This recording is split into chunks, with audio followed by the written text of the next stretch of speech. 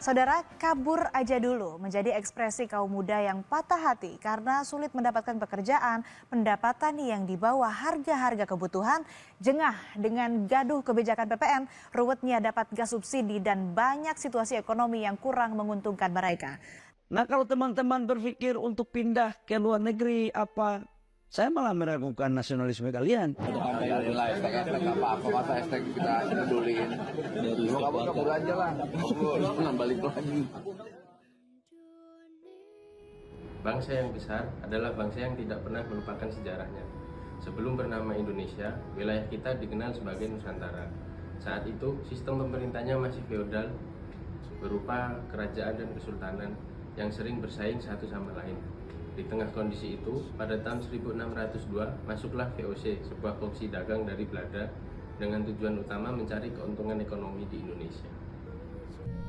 Setelah VOC bangkrut, pemerintah Belanda mengambil alih kekuasaan di Nusantara. Di sini muncul politik etis yang terdiri dari 3 program, yaitu irigasi, imigrasi, dan edukasi. Irigasi sendiri bertujuan untuk meningkatkan hasil pertanian. Imigrasi bertujuan untuk memindah kependudukan dari Jawa ke pulau-pulau lain, bahkan ke Suriname. Edukasi bertujuan untuk mengembangkan dan membuka akses pendidikan bagi pribumi. Disinilah lahir kaum-kaum terpelajar yang mendongkrak kemerdekaan Indonesia. Jika melahirkan generasi baru yang tercerahkan, mereka membentuk organisasi pergerakan nasional, melahirkan pemimpin bangsa yang berkarakter, berjati diri, dan bersemangat kebinekaan.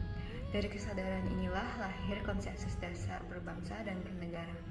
4 konsensus dasar bangsa, yaitu Pancasila sebagai dasar negara, UUD NRI 1945, Bhinneka Tunggal Ika, dan NKRI.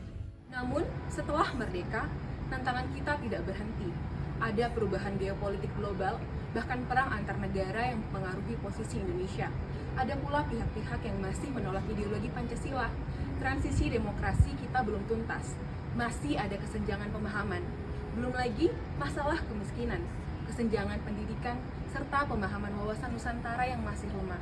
Padahal, Indonesia punya posisi strategis di dunia. Jika kita tidak memahami wawasan kebangsaan, akan muncul disorientasi, disobedience, distrust, bahkan disintegrasi. Lalu muncullah pertanyaan, lebih penting mana persatuan Indonesia atau kemanusiaan yang adil dan beradab? Jawabannya, keduanya tidak bisa dipisahkan. Persatuan adalah wadah, sementara kemanusiaan yang adil dan beradab adalah isinya.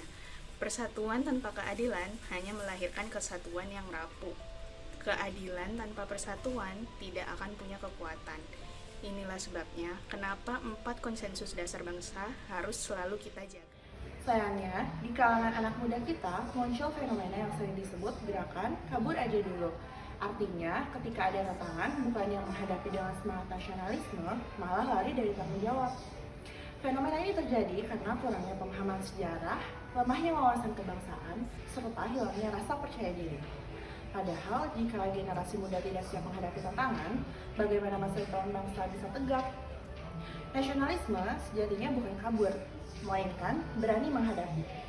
Bukan meninggalkan masalah, melainkan mencari solusi. Inilah sikap bela negara yang harus kita tanamkan di era sekarang. Kemudian, dengan adanya teknologi dan juga media sosial dapat menjadi kunci di mana media sosial dapat kita gunakan sebagai sarana untuk mempromosikan nilai kebangsaan, kepedulian, toleransi, dan juga kerukunan. Media sosial bisa kita gunakan sebagai ruang dialog dan juga kolaborasi antar budaya.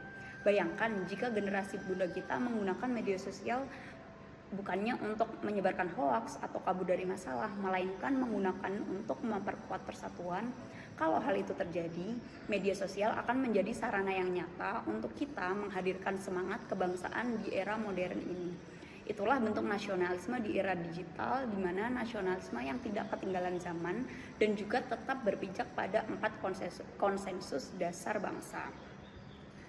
Kemudian setelah kita membahas panjang lebar mengenai sejarah, konsensus dasar bangsa, hingga fenomena kabur aja dulu, gimana sih sebenarnya pendapat kita masing-masing terkait hal tersebut? Yuk kita spill masing-masing sikap dan juga pendapat dari kita. Dari saya sendiri, menurut saya pendapat terkait fenomena gerakan kabur aja dulu mencerminkan bahwa minimnya pemahaman dan kepercayaan diri generasi muda kita terhadap nilai kebangsaan.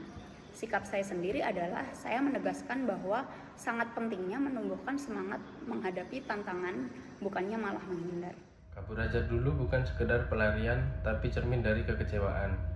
Pergi bukan berarti melupakan, justru dari kejauhan, banyak yang berharap bisa kembali dan berkontribusi saat waktunya tepat. Jadi, mengapa mereka merasa harus pergi?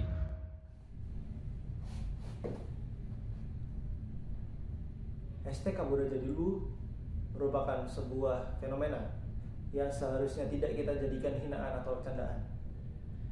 Memang ini tidak bisa kita nilai sebagai benar atau salah. Namun kita bisa menyikapinya sebagai suara dari rakyat yang merasa bahwa ketidakadilan, ketidakmerataan, dan ketidakpuasan akan pembangunan dan arah kebijakan yang dilakukan oleh pemerintah Indonesia terhadap ruang-ruang bagi pengembangan potensi mereka. Tren kabur aja dulu ini tidak sepenuhnya salah, dan menurut saya ini adalah sebuah langkah yang bagus, karena tidak masalah apabila ada yang jauh dari Indonesia karena cinta tanah air dan bela negara itu bisa diwujudkan dimanapun kita berada.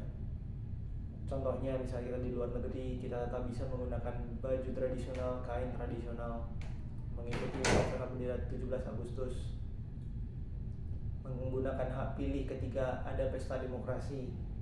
Sebagai anak muda, keputusan kabur aja dulu tidak semata-mata karena kurangnya rasa cinta terhadap tanah air.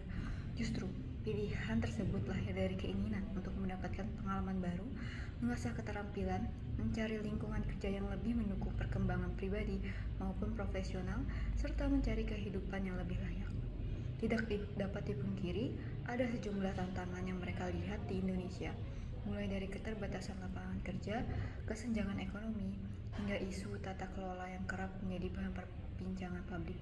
Namun, alih-alih menyalahkan pihak tertentu, kondisi ini bisa dipahami sebagai latar belakang mengapa sebagian generasi muda merasa perlu mencari alternatif di luar negeri.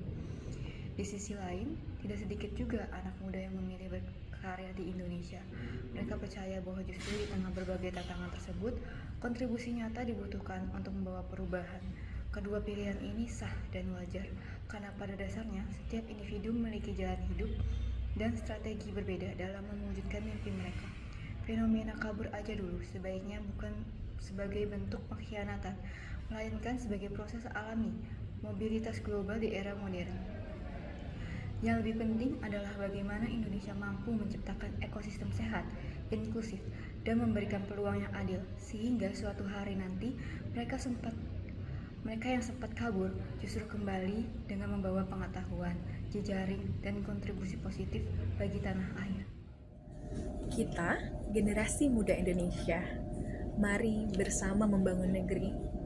Kabur aja dulu, tapi untuk mencari ilmu, lalu pulang untuk menjadi pembawa perubahan. Menurut saya, fenomena kabur aja dulu yang ramai disuarakan di media sosial adalah bentuk bahwa banyak masyarakat Indonesia yang peka terhadap kondisi negara saat ini. Ini bagus karena menunjukkan adanya kesadaran dan kepekaan sosial. Artinya, rakyat tidak pasif dan berani menyuarakan keresahannya. Tapi, di sisi lain, kalau narasi kabur aja dulu jadi terlalu dominan, ada resiko masyarakat jadi terbiasa memilih jalan pintas untuk lari dari masalah, bukan mencari solusi. Jadi, fenomena kabur aja dulu bagus kalau dianggap bentuk kritik dan alarm sosial. Asalkan setelah kabur ada langkah nyata untuk memperbaiki keadaan, entah dengan dialog, aksi kolektif, atau kontribusi positif di lingkungan masing-masing. Menurut pendapat saya terkait isu-isu nasionalisme kabur aja dulu, itu memang setiap orang memiliki hak masing-masing untuk menentukan.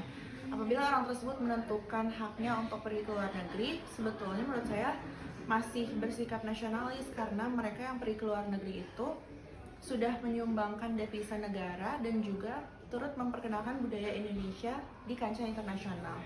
Tapi untuk masyarakat yang memilih untuk menetap di Indonesia, menurut saya harus lebih meningkatkan lagi semangat nasionalismenya agar Indonesia bisa lebih maju dan berkembang, supaya nanti apabila sudah lebih maju dan berkembang, otomatis warga negara Indonesia yang sudah pergi ke luar negeri akan tertarik untuk kembali lagi ke Indonesia.